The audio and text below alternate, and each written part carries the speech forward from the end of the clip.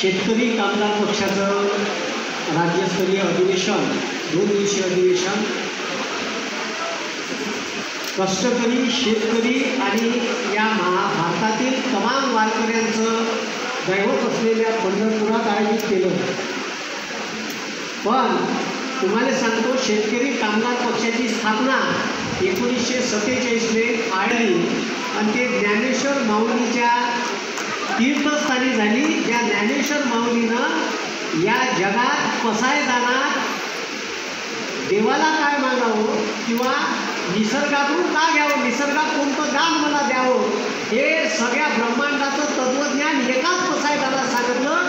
इथं शेतकरी कामगार पक्षाची स्थापना आळंदीला झाली। त्याचं आताचं अधिवेशन या वर्षीचं त्याच्यात मला बोलाचं सौभाग्य भेटून आहे। जयंत पाटलामुळे त्यांच्या आग्रहास्तव मी इथे आलो।